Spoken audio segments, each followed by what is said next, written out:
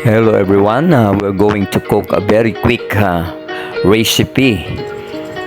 We call this opo here in the Philippines. This is battle gourd in English. Very quick. We're going to mix the leftover for last night dish, grilled chicken. So we're going to saute it with garlic and onion. Just very simple and very quick. In just 20 minutes we have already this kind of recipe. Very cheap, very affordable, and napakasarap po siya at masustansya. So ito po mga kaibigan ang natira nating inasal na manok for last night. Ihahalo po natin dito sa upo or battle gourd. Igigisa po natin, mabilisan lamang po. Napakabilis at napakamura. Very cheap na dish po ito mga kaibigan. You know, yung upo ay it cost only 35 pesos. Tapos yun yung mga balat, ilalagay natin yan sa ating garden para sa ating composition. Kukumpos po natin yan, pampataba sa ating mga halaman. So ayan na po, na-prepare na po natin, na-slice na yung battle gourd at yung chicken. Ganon din naman ang onion at saka garlic na slice na. So isusute na po natin, gigisa. Napakadali lamang po mga kaibigan. Pwede natin dagdagan ng mga ingredients or sahugan kung meron kayong mga leftovers, or kung gusto naman fresh na mga chicken or beef or pork or ground pork.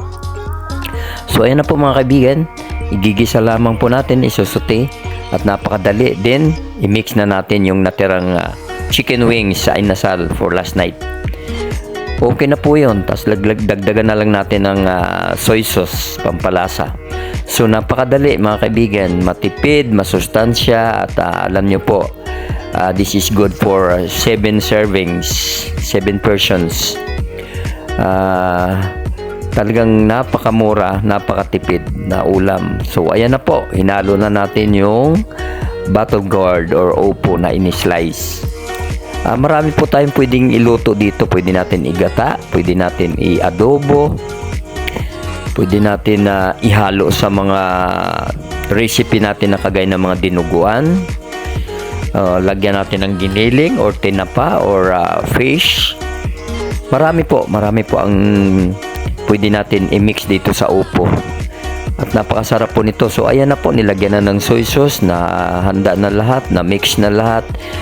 Ang bilis, hindi po ba 20 minutes, ayun na.